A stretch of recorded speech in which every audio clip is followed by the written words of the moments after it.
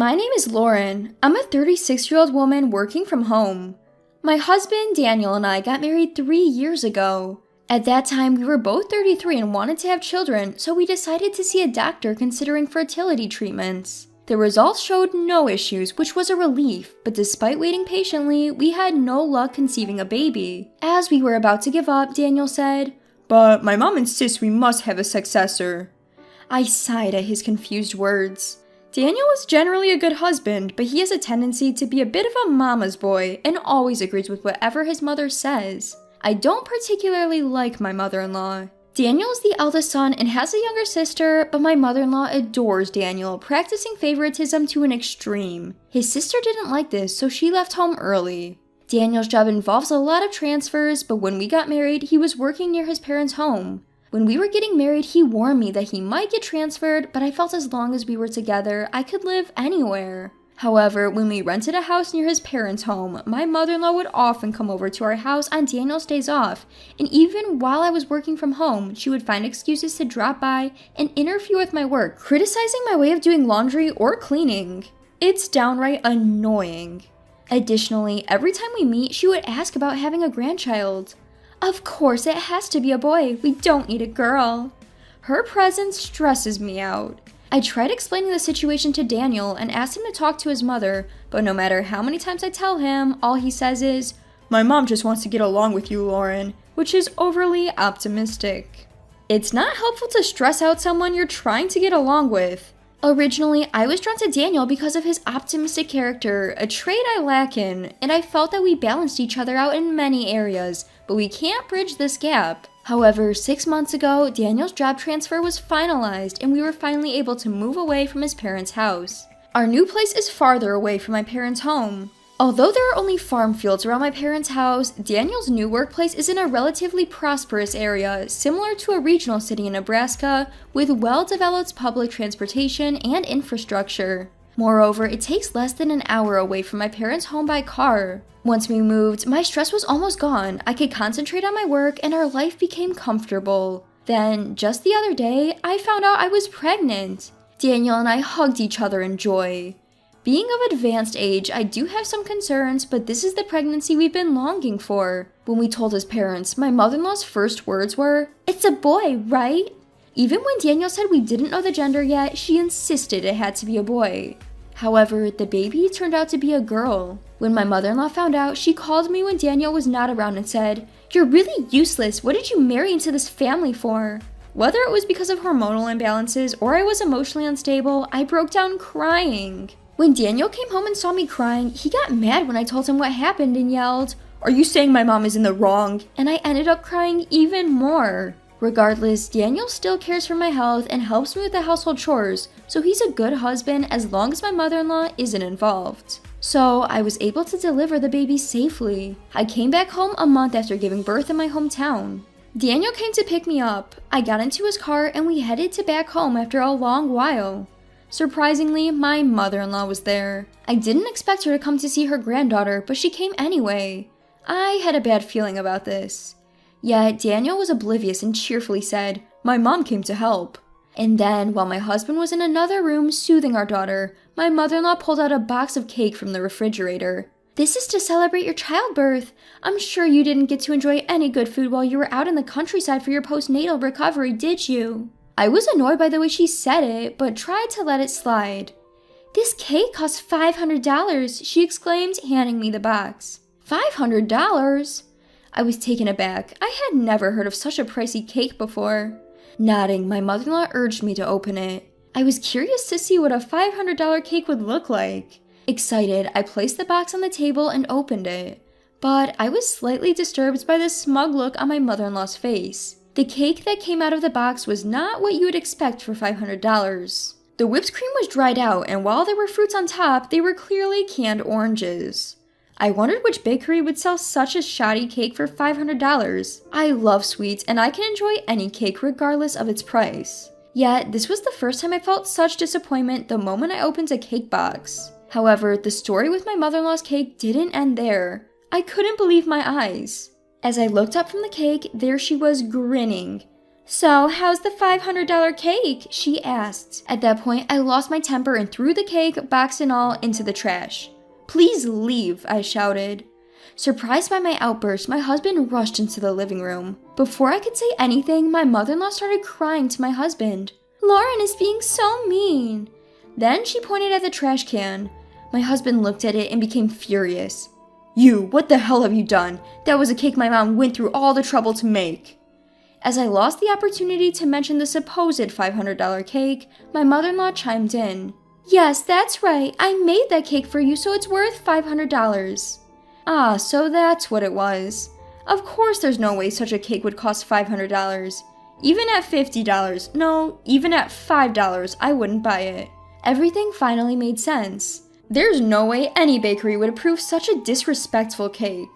As I was processing the situation, my husband yelled out, "Lauren, apologize to Mom." It seems my husband is always on my mother-in-law's side no matter what. As I was standing there in shock, I heard our daughter, who I thought was put to sleep, crying, so I rushed to her. There was some commotion on the other side of the door, but right now, my daughter was my priority. When I finally got her to settle down and return to the living room, I found a note saying that they had gone out to eat and that I should reflect on my actions. I was stunned. I wondered if I could return to live here with my husband, but I didn't know if it would be right to run crying to my parents, but I had nowhere else to go. As I was thinking about this, I glanced at the trash can where I had thrown the cake away. It was just as I had left it, untouched. On a whim, I decided to take a picture of it. When I called my parents and told them the whole story, my father said he would come to pick me up right away. I felt sorry for my newborn daughter. We had to move again. But for the both of us, it was better than staying here. My husband, who was supposed to be out for a meal, didn't return home as quickly as expected. My father arrived first. As my father was loading our belongings into his car, my husband and my mother-in-law finally came home. They seemed surprised to see my father there and got enraged when they saw him carrying my stuff. "Where are you going? Relying on your parents again, huh? You just run to your parents the moment something goes wrong." His words were harsher than usual. It seemed he had been drinking. His face was red and he smelled of alcohol. Seeing his state, I lost my temper. "You went drinking after leaving us, your wife and your newborn daughter at home? Right now, I don't want to be in the same space as you two. That's why I decided to rely on my parents." Then, my mother-in-law, who also smelled of alcohol, interjected. "Scary, good riddance, a daughter-in-law like you." Her comments always got on my nerves. "Indeed, as you wish, I'll take my daughter and go, so please enjoy your time alone with my husband, Daniel." When I said this, my husband made a confused face, but I ignored him and got in my father's car. It seems like my father was trying to keep his emotions in check, not intervening. The next day, my husband contacted me. "Where are you? I was surprised when I woke up and found you gone." Oh right, I had forgotten because he doesn't usually drink, but he tends to forget things when he does. I sighed. "Don't you remember? You left your hungry wife and daughter at home to go out to eat with your mother, and then you came back drunk. After being treated and spoken to like that, I couldn't stay there anymore." While my husband sounded surprised and flustered, I could hear my mother-in-law in the background, and my anger from yesterday returned. "So your mother stayed over? I won't be going back to a home where such a rude person is staying." "What do you mean?" His voice lowered. "She might be your mother, but she's a stranger to me. I'm exhausted from childbirth and don't have the energy to be considerate of others. Who do you think was the cause of our infertility? It was because your mother kept visiting and stressing me out. Otherwise, there's no way I would have gotten pregnant so soon after we moved and she stopped visiting. I was relieved not to see your mother's face, but when I came back home with our daughter, your mother was there and I just can't stand this." Though I knew I was saying some hurtful things, with all the resentment I had been holding back, I couldn't stop myself. And then my husband shouted over the phone, "You're the worst. Come back right now and apologize to my mom." When he said that, it felt like time had stopped for a moment. The next words that came out of my mouth were, "What?" as if to mock him. I continued, "The reason why I'm here with our child is because of your mother's request." When I said this coldly, my husband let out a confused sound. What do you mean?" "Your mother didn't want our daughter. She's always been saying that, hasn't she? She wanted us to have a son. Well, I didn't know how serious she was, but I was sure when I saw that cake." "Cake?" "Didn't you see the chocolate plate?" "Huh?" "The chocolate plate on the cake, or did you not even look at the cake itself?" I had hit the nail on the head. The trash can where I threw out yesterday's cake was still empty. So it was probably still the way it was yesterday. With that in mind, I instructed my husband to go look in the kitchen trash can. But there's nothing in here. Did she get rid of the evidence in the middle of the night? Then why don't you ask your mother what was written on the chocolate plate and where she threw it away? Then I could hear their exchange on the other end of the phone. She was denying knowledge of any chocolate plate, suggesting that I was being delusional. She stubbornly refused to reveal where she discarded it. So, how will my husband respond? She's saying she doesn't know anything about any plate. Even my husband sounded a bit hesitant, a bit weak. Right, wouldn't it be awful if Daniel saw that plate? Even if it's a lot of trouble, you got rid of it before he saw it, right? To get rid of the evidence. I could hear my husband's voice darken. In the background, behind my confused husband, I heard my mother-in-law's voice. Why don't you hurry up and come home? Tell her to entertain me. She's a really useless daughter-in-law. At her words, my husband finally seemed to be attempting to rein in his mother.